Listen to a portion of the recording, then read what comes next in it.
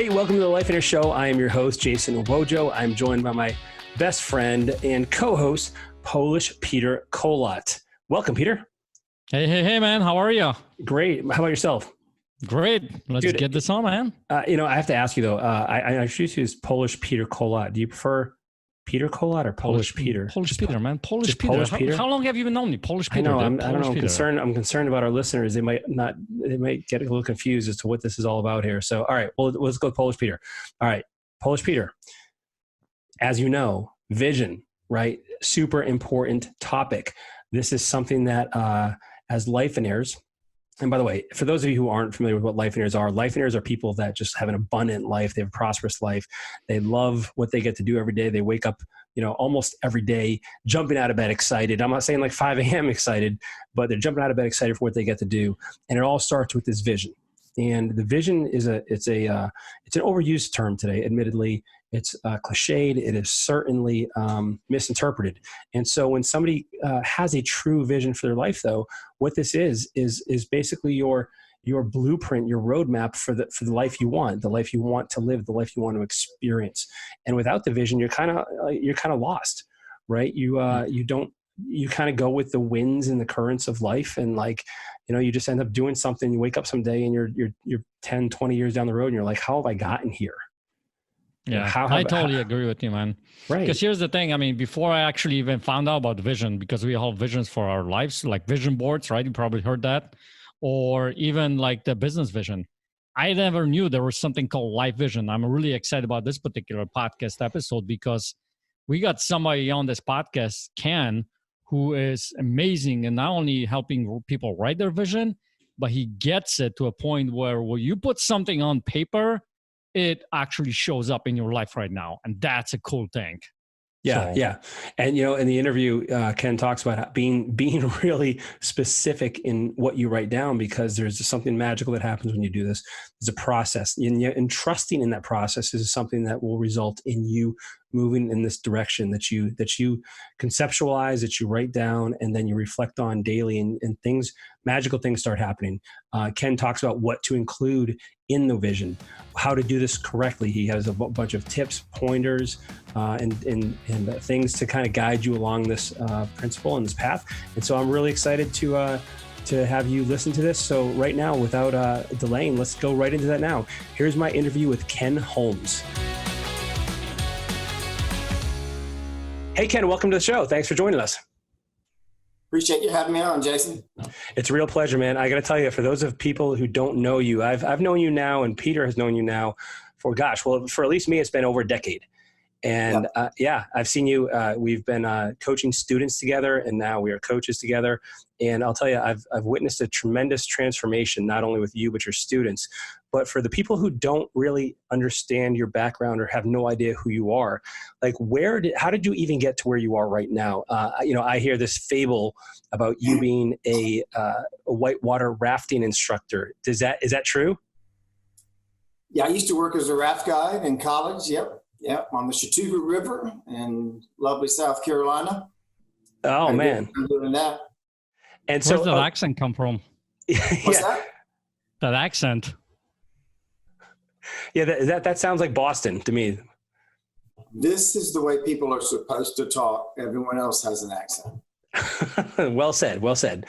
So, okay, so you're whitewater, you're a guide. Then what? You get a job out of college, I'm guessing?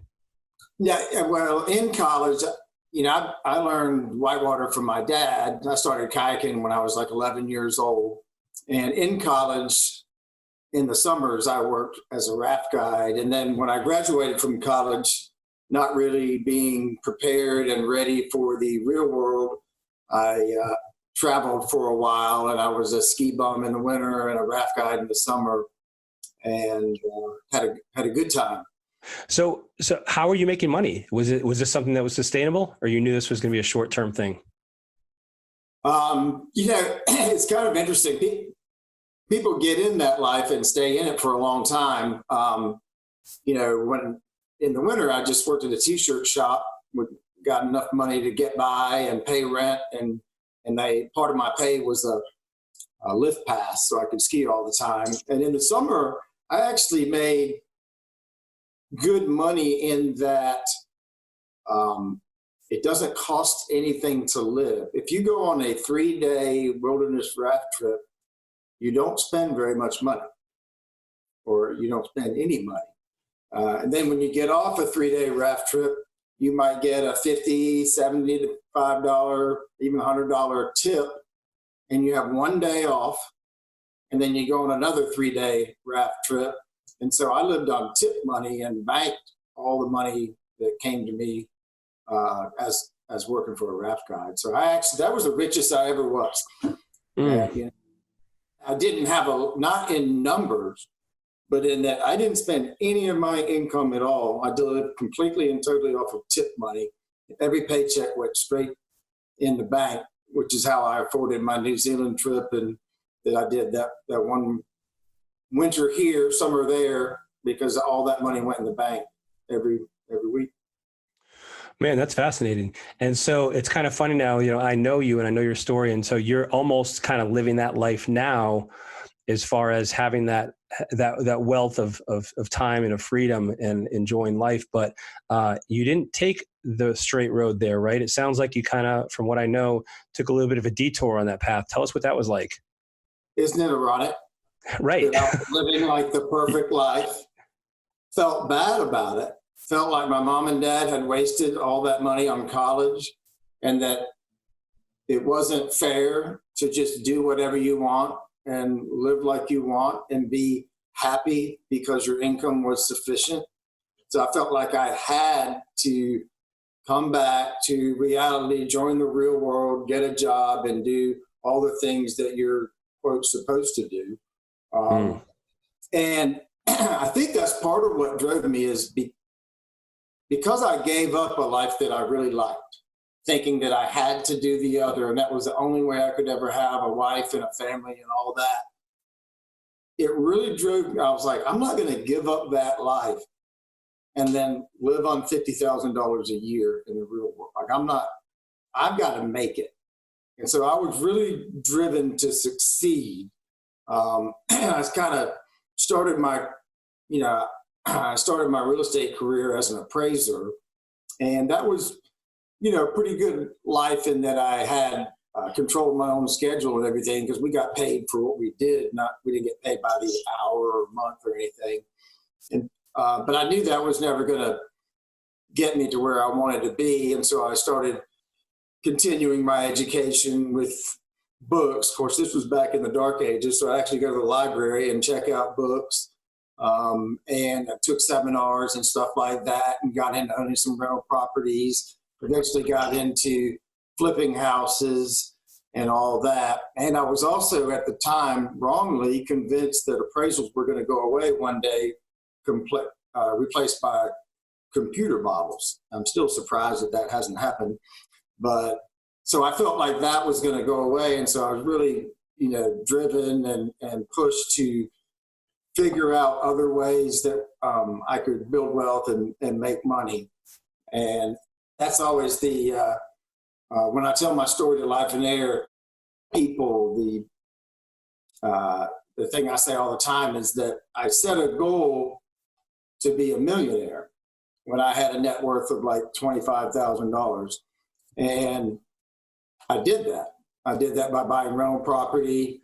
I would buy a house, fix it up, refi, get all my money back, rent it out, buy another one. And I built all this net worth for years. But my cash flow wasn't really that good. And so working hard, doing appraisals, working hard, buying and getting these rental properties. I started a property management company. Next thing you know, I've got 3 companies, working like a dog. Cash flow wasn't that good, but I would sit there and compute my net worth. And then one day it said that I was a millionaire, but it didn't feel like it. I was working really, really hard, and I had net worth, but I didn't have any money to speak of. That's when I realized that was the wrong goal. That, why did I want to be a millionaire? It would be easy for us now as Lifeonaire coaches to look and dissect what I did wrong, but I didn't have any coaches, and the books and everything were all talking about network. Oh, you can get all this net worth. And so I set out to do that and did that. But, lo and behold, that was the wrong goal. The goal should have been cash flow so that you could enjoy your life. And during the course of all of those years, I started attending a conference or convention every year for the Creative Real Estate Online was the name of one of the first big websites that was touting real estate investments and all that. And I started going to their convention every year in Atlanta. And it was at one of those conventions that I bumped into Steve Cook. And so I met Steve in Atlanta, and just relatively briefly, but we hit it off a little bit, but we weren't great friends or anything. And then a few years after that, Steve and a couple other guys formed the Flipping Homes website, and I bounced into that and started contributing on there. And from that, got a little more relationship with Steve, which is how I ultimately, at some point, got the call, probably the same call you got, Jason, that basically said, I'm doing a mastermind in Chicago. You need to fly up here. And that was about the extent of that phone call. And, I'd read about masterminds and Think and Grow Rich. Remember that? And Think and Grow Rich. Yeah. You need to be in a mastermind, but I'd never actually heard of a real one or seen one. And so that seemed like something that was maybe 100 years old. So when Steve said to come to that, I was like, all right, and went up there and got in a room, just like the rooms that we have now in our groups of like-minded people helping each other. And I've been hooked on it ever since. Man, that's incredible. I want to unpack a few things you said there. First thing is it struck me when you said, you didn't want to waste your parents' money and this education that you had, right? And so, I spent 15 years, literally 15 years in school, felt the exact same thing. And I think that's something that, do you think that holds people back, of doing what they really, really want? Because, it sounds like you had an awesome life, yet society was telling you, and maybe the influences and the people around you were like, hey man, come on, is this really all you're striving for in life? Is this like your ambitions? Is this where you want to end up? And was that something you experienced? And do you think that other people experience that as well? And that's a impediment to them living the life they want to live? Certainly.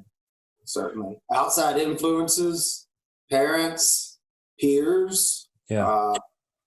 There's a lot of, and society, what everyone thinks you're supposed to go to college, get a job, buy a house with a white picket fence and have 2.5 kids and all that. And that's kind of the default mode for people, but certainly I think there's a lot of outside influences. And Peter, we have a lot of people in our coaching groups that are worried about what whoever thinks.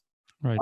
And that's I think that's a detriment to pursuing your ideal life. Our purpose is to find our purpose, figure out what it is, move into that as quickly as you can so that you're functioning and enjoying your work. To me, that's the ultimate, to actually enjoy your work, make money doing something that you would about do for free, but yet still be able to feed your family, give to charity, and do all that. We don't teach that. Right. There's a lot of things. If I, get on my podium and start complaining, but there's a lot of things that I think our school system does wrong. We successfully train people to work for other people. We do that well. But we don't teach people about money like we should. We don't teach people about a lot of the basics of life and all that. And we don't teach people that it's okay and right for them to pursue their passion, what they want, and not have to conform to what other people think is right for them. Right. So I have a question for you, man, because one of the things that I heard from your story as you were sharing is you had a goal, let's say hit $1 million. And that's, I think a lot of people have those types of goals in their life, and then you had a drive. And whatever that drive was getting you towards that goal. And ultimately you got it. So why didn't that goal work? Like, what was wrong with it? What was the thing that happened that arrival that made you think, you know what, something's got to be different? That's why you ended up in the mastermind and all that kind of stuff. Well, it's just like when we're helping people with their vision now, Peter. I put a goal of being a millionaire, and basically on paper, net worth. Right. And so if someone were to put that goal in front of any of the three of us now, we would say, why? Why do you want that? Had someone asked me that question, then I would have said, well, a millionaire is going to have plenty of money to do whatever they want, or something of that nature. And then the coach would then say, well, let's write that down. What do you really want? Well, you really want monthly income. Is net worth on paper going to, with leveraged real estate, going to achieve that? And then if you had actually looked at it, the answer would have been, well, no, paid off real estate would be more likely to achieve that. And at that point, I would have set the proper goal and spent 10 years doing the proper things and had achieved that goal. I'm pretty good at achieving goals. It's just my mistake was in setting the wrong one. And so I think that's the point of when we're having these conversations with new students about what is your vision and everything. And of course, there's a lot of things on the vision, your family and your friends and your spiritual life and your hobbies and your health and all these kind of things that people want, but there's a money aspect to it.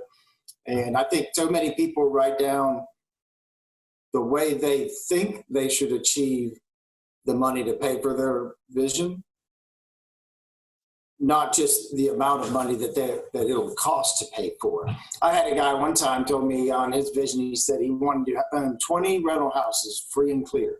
And so, of course, I said, well, why? He said, well, that's just what I want. I want 20 houses. And so I asked him, I was like, well, have you ever had any tenants? You know, houses come with tenants, and tenants are not necessarily easy. Do you really want them? I said, if I gave you $20 million right now, would you turn around and pay cash for 20 rental houses? Well, probably not. Well, then you don't really want 20 rental houses. You want the money. And it's okay to say that. I think people have a hard time saying, I want money. And it's not really that you want money, you want the lifestyle, but the lifestyle costs money. And it's okay to write that down. I want sufficient monthly income to live all of these other things that are on my vision. This is what my vision costs. And so there's kind of two sides to that conversation. Usually, after they write their vision down, they find out it doesn't cost near as much money as they think, near as much money. And B, once they figure that out and they pick a niche that they'll actually be happy working in, then it's relatively easy to back into the steps of, I really only need 8 paid-for houses to live this life, you know, and so we can kind of back into the plan to get there with the numbers and all that. So you're saying that a common mistake you see, if I'm understanding you correctly, is that people are putting down what they think they want without giving it the full thought and reflection it deserves. Like, so they think they want rental properties. They think they want apartment buildings. They think they want X number of dollars in the bank. But in your experience, what you're saying is that it's actually the end result. Sometimes what they believe those things will give them is what they truly want. Is that accurate? Yeah, I think, you know, and I work with a lot of real estate investors, and I talked to another person. I said, well, I want a 24-unit apartment. So, of course, I said, well, why do you want that? And they said, well, a 24-unit apartment building should kick off this amount of money, and, you know, yada, yada, yada. So, again, they really wanted the money. And I'd been talking to her for a while, and I was like, well, nowhere else in your vision did you say something along the lines of, I want to provide good, clean, well-run apartments for low-income people or for college students, or for, like, that's part of, I really want to provide housing for these people because that's my purpose, is to help out the, you know, lower income people with good affordable housing or whatever. And I've had people tell me that, and that's great. Now I know that they want not just the money, but they want the satisfaction of helping a certain group of people with housing. But this person had never said anything about that. What she was talking about, how she likes to, design the apartments and things like that. And so in everything else I talked to her about, it was all about designing, rehabbing. It was nothing about the end user. So I could see her maybe even buying a 24-unit apartment building, being totally happy and in the zone during the whole process of redesigning it, fixing it up, and doing all that. And then ultimately, when she goes to rent it out, being less happy, because that's not really what she wanted to do. What she really wanted to do is transform the property into what she thought was good rental units. Does that make sense? Yeah. Got it. Yeah. So we have what I'm envisioning right now from what you're saying is there's a process of like figuring out what you truly are after. Like that's the most important thing to this vision thing we're talking about. But then we move into the pursuit of it. What are some of the things, and when you see students start to pursue this, I can see how people could get overwhelmed or feel like it's impossible or gosh, like how am I going to do this? Like, and so do you ever see, is that a common reaction with people you see? There's some of that, and there's also the other side, the other side that people think small. They're afraid to write down what they really want. So you could have someone that writes down what they really want, and now they don't see how they can possibly get it. I'd almost rather have that than someone who writes down some lesser thing because they feel like that's the best that they ever be able to accomplish. I'm okay with someone writing a big goal, a big vision, and then we break that down into steps. Well, we'll have to start with just one house, and let's do that and do that right and learn along the way. And so we can break it down into waypoints along the way. But I think there's also a significant amount of people who write down far less than what they really could dream of wanting, because they won't write it down until they can also write down the way they're going to do it. And to me, that's the mistake. Why it's okay to write down something in your vision that seems impossible or that you don't yet have a plan to achieve it. And I think a lot of people won't go there. They won't write down what they really want because, well, how would I ever do that? And I think that holds people back. We see more people doing that on their second round of once they've been in for a couple of years and have achieved a significant portion of their first vision. When they write vision 2.0, they're willing to push a little harder because now they've kind of seen the system work a little bit. But you and I, Jason, we have the hindsight of being in Lifeonaire for 12 years. How many people have we seen blow the doors off of it and achieve things that when they said it, we didn't even think they could do it, or things that were just unbelievable. But had they not written that down, had they not put that in their vision, there's no way they would have achieved it. And so I'm in favor of people pushing on that and then being okay with, all right, we're only going to concentrate on this first waypoint right now, but we still have that on our vision. A lot of this comes down to belief and faith. And if people don't have belief and they don't have faith, then they're unable to write down what they really want, and therefore they hold themselves back from getting it, in my opinion. Yeah, it's like why write it down if I'm just going to be disappointed? Like, why commit to this if I know I'm not going to achieve it or I don't believe I can achieve it? And so it's like, instead of setting themselves up for that another failure in life, right? They just decide to play it small, play it safe. Right. One thing that I have seen happen with some people is the people that struggle with creating a large vision is I'll still encourage them to put something in that vision that's a small stretch for them. Like maybe they're not ready for what they really, really want, but I have them write down small things. And then when they achieve that, they start to build a little, right? It's a muscle, this faith muscle that we start to help them develop in themselves. For instance, you're a student, Dean Louise, who has been a phenomenal example of that, just seeing her blossom, coming into the program and what you've done with her, and it transformed her. I mean, she's on fire now. It's like a completely different person. You work with the people as they come in and where they're at. If they're incapable of writing down everything they really want, then we just start there. I wish they would, but it's okay.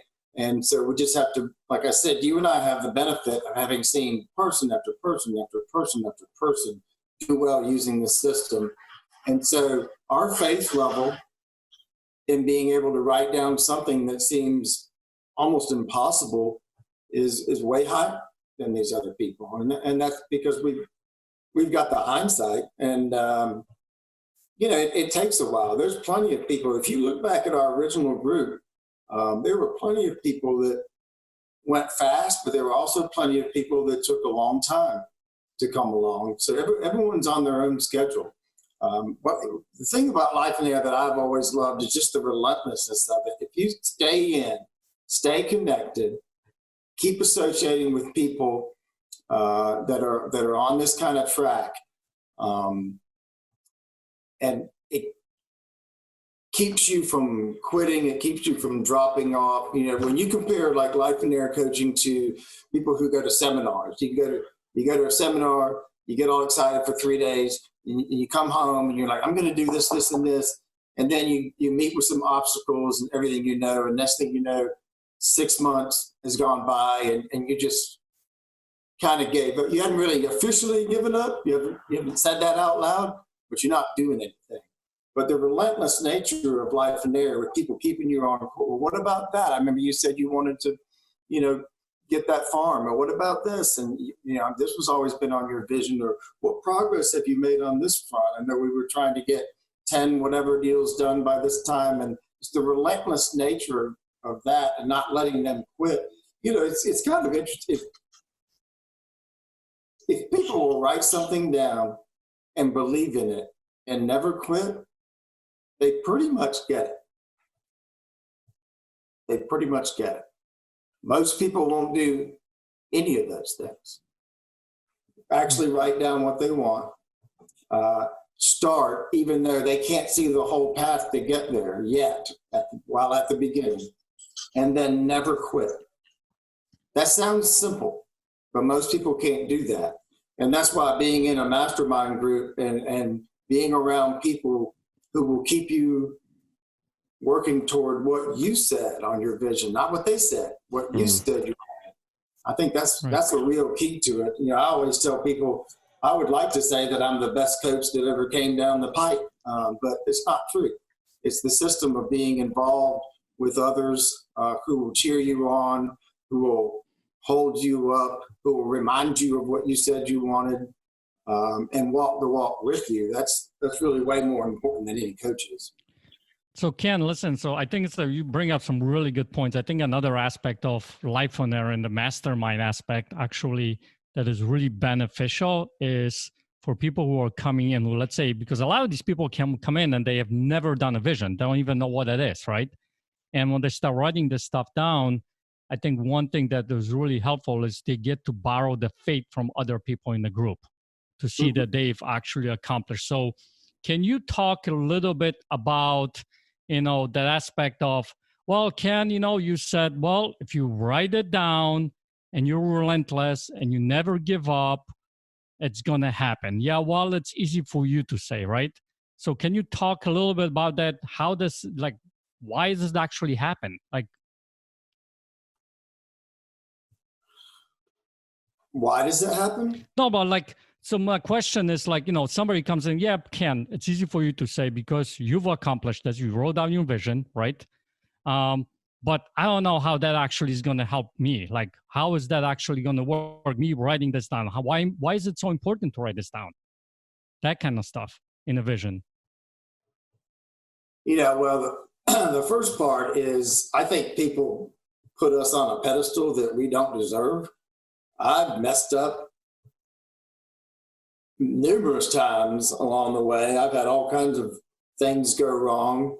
I personally didn't understand the true meaning of the vision for years when I was in Lifeonaire. I thought it was just, well, you read your vision, it'll be in your subconscious mind, you're more likely to see some opportunity or whatever.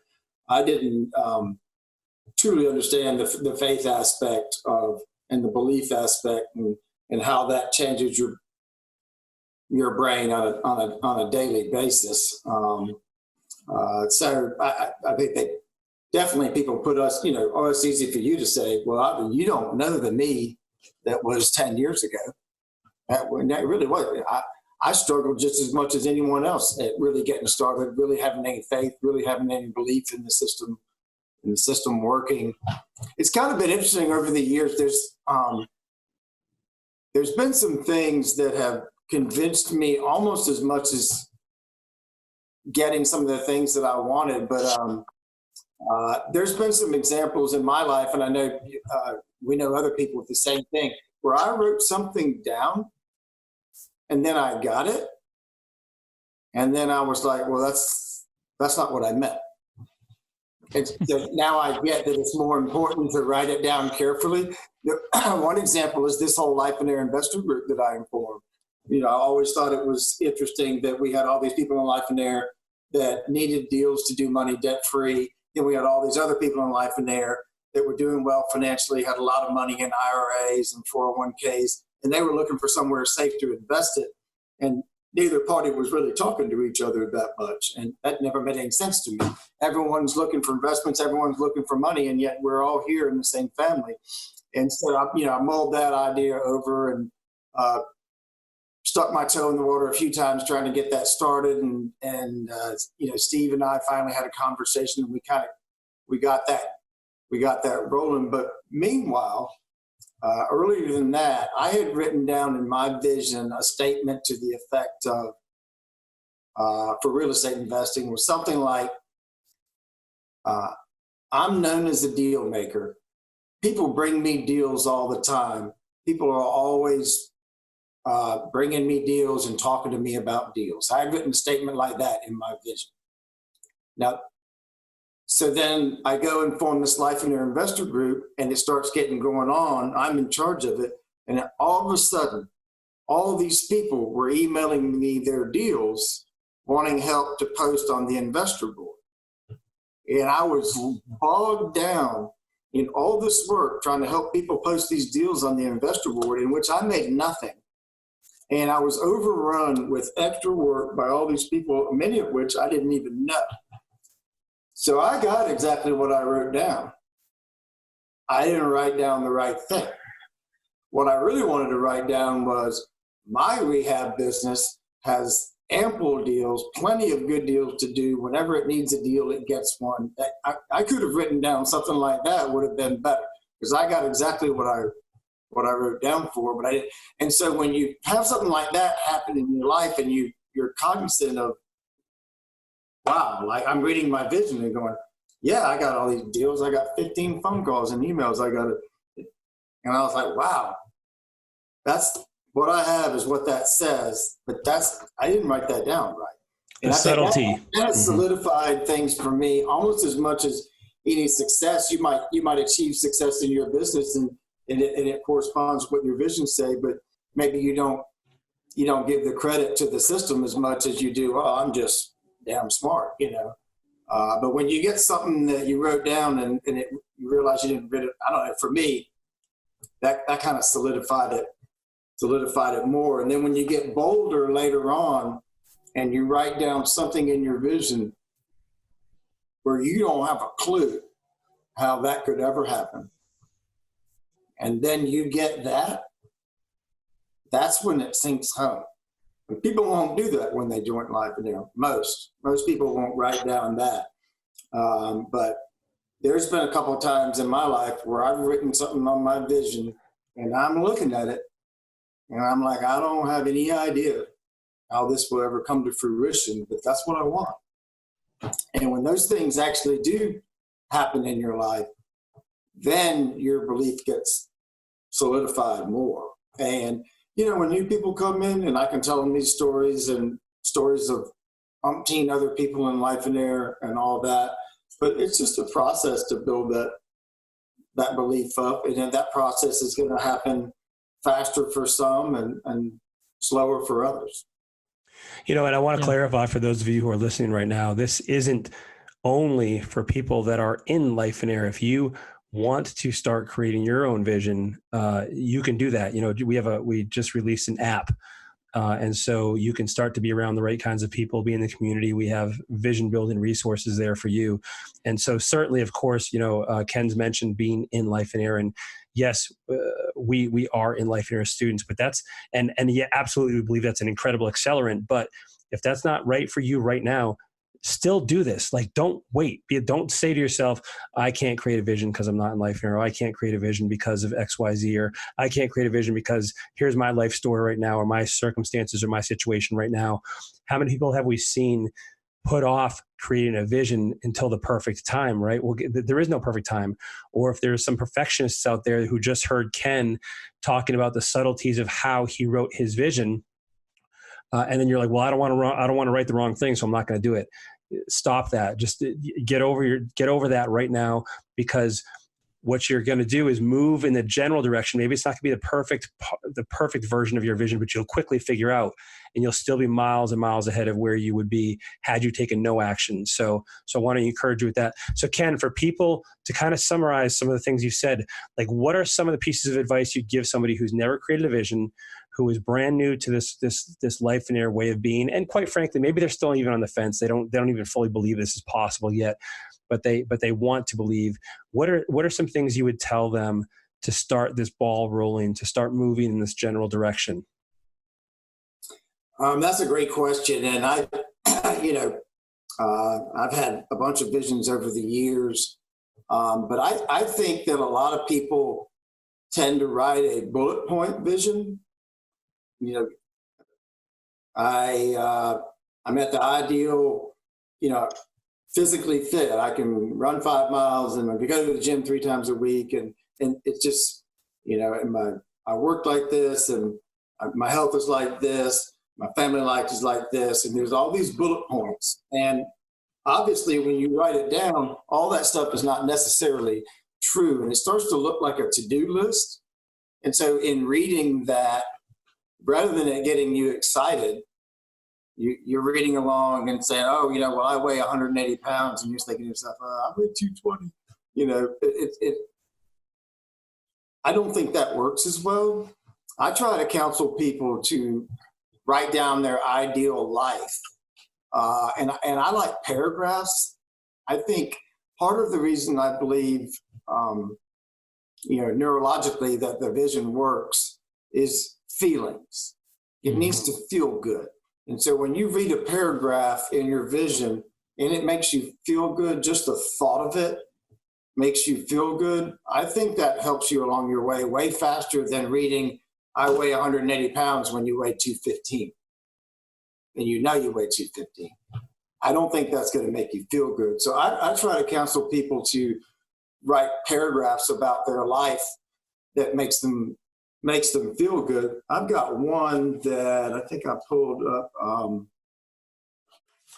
As you guys know, Gina and I are making a plan to move to Asheville when Connor graduates. And so part of what's in my vision right now is describing that new life there. And I wrote a paragraph in my vision that basically says, I love our new home and life in the mountains. I wake up each morning on my own with no alarm after a great night's sleep. I have a premium coffee maker and make a great cup and sit and relax with it before I start my morning routine. I take in the sunrise view of the mountains from our terrace, and it makes me feel blessed. The day before me is going to be great. Now that is a paragraph that invokes feeling. Just reading that, I can already feel how awesome it's going to be when we make this change.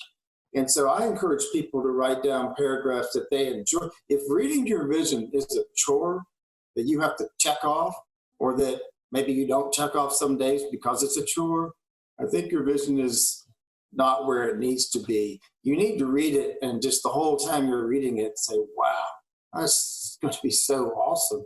And look, I've already got this one, and I know I'm going to get the rest of them. And God is great. Life is great. Everything is wonderful. You want a positive feeling to come out of it, because if you read about how these things we talk about are working neurologically, the feelings have a lot to do with you moving toward that success quicker. Right. And I think one other thing that I love when I've been in groups with you and stuff like that, and you talking, one phrase that you use a lot, I think that's important, is trust the process. Mm-hmm. Can you talk for like a minute about that? Yeah. What is the process? The process is to write down what you want your life to be. And when I say what you want your life to be, I mean, a lot of people's first thought is going to be money. And I'm like, no, what do you do? What do you do every day? And let's say not vacation week and Christmas week or whatever, but what do you do every day? Write that down so that would be the perfect life. And so you write that down, you read it every day, which does get it in your subconscious mind and does create positive neurological synapses working in your brain. You believe in it. When you read it, you're like, this is a done deal. Like, you have to totally believe in it. I tell people to be grateful in advance. If you can read your vision and while you're reading it, already feel gratitude for having it or for the fact that it's coming your way, I think that's very helpful for the process. And then I encourage people to just make the best plan they can make and start. You don't have to see the whole plan. And your plan's probably going to morph 3 or 4 times along the way. That's okay. But start. Don't just read and sit on the couch. Make the best plan you can make. What do I need to do today? And what do I need to do tomorrow to move me closer to this vision? And then I tell people to expect serendipitous things to happen along the way. If you're on track in faith toward a vision that makes you feel good, that's going to be an awesome life, things will be attracted to you, whether you want to call it God or the secret or whatever. Things are going to come your way that are going to help you along the way. Count on that. Count on that. Look for them. They do come your way if you expect them and believe. And then I just tell people to relax. Trust the process. If you'll just do these things and trust in what we say, it works over and over and over again. And I tell them the truth. I didn't believe all that when I started.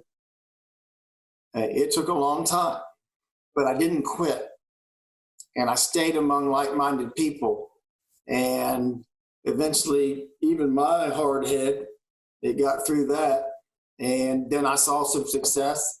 And I saw me get things on my vision that I wrote down that I didn't really want. So I'm like, dang, I need to be careful what I write down. And just the sheer act of saying that, now I'm like, well, why do I need to be careful? Because it works. All of that solidified everything in my mind, where now I'm totally fine with writing down outrageous things in my vision, but I wasn't at first either. So all we can do is try to keep people in the fold, keep them hanging out, whether it's on the app or whether it's in one of our groups or whatever, but just keep hanging out with people who think this way. Never lose faith, never quit.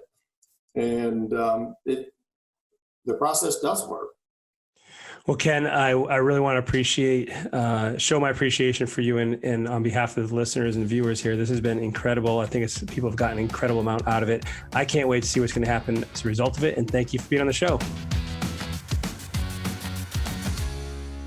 Man, what an awesome interview. I'll tell you that Ken, it's funny. He does have a Southern accent, but that guy is sharp and he's very humble, and he didn't take credit for a lot of the things he's done with his students. But I'll tell you, he's not only, I've seen changes in his students to a tremendous degree, but also his life is completely different. And I found it fascinating that he just talked about this vision and this process is just being like that. That's the key. Like that's what made it work for him. And so it's just, that really struck me. Yeah, I mean, I agree, man. I mean, if you look and listen to him, he's very kind of laid back kind of a guy. But I think, when it comes to coaching and the stuff that he shared at the end of the episode, I want you guys to really pay attention because there was a lot of gold in there. And just, trusting the process, go and write this vision. And then when you trust the process and you start believing in it, amazing things happen. I think he's a big testament to that. Totally. And so for those of you who aren't students, totally fine. Listen, this is not designed to talk about coaching. What I want you to do, however, is create your own vision. You got to start this now. So here's just a couple action items that I want to recommend that everybody takes. First of all, go over to the Lifeonaire app. This is a free resource for you to get plugged in with other Lifeonaires, other like-minded, or I should say life-minded individuals that are all there to help support and encourage people to pursue their vision. We also have a bunch of resources over there and tools and trainings for you to start your vision. We have sample visions. Now, listen, don't go copy these sample visions because like Ken mentioned, like if you write the wrong thing down and you accomplish that, that's not going to help you a whole lot. So you got to go through this process and find what that is for yourself. We also have some things to help you spark that kind of creative juices in your own brain to help you figure out what it is you want. And we also have a training we call the 4 stages, 4 steps to financial prosperity that'll help you along that. That's all free. Go over, check it out. Peter, anything else you want to leave people with? Yeah. And, if anything, go into the app and just borrow other people's beliefs, ask those people in there about their vision and what they've been able to accomplish and all that kind of stuff. So can you tell them actually how to get to the app? Yeah. So you want to download it on your mobile device by the Apple Store or the Android Store. I have an Apple, so I think it's called the Android Store. I have no idea. I'm totally making that up. And or you can go to go to lifeonaire.com, and there is a link for the desktop version. So if you're someone who likes to do this from your laptop, does anybody even have desktops anymore? I'm not even sure. Like, why we should call it the laptop version on your computer. Okay, if you want to do this from your computer, then go ahead and you can get that from lifeonaire.com. Thank you everyone for tuning in. We hope you enjoyed it. Hope you got something out of it. Hope you do something with it, and we will see you soon.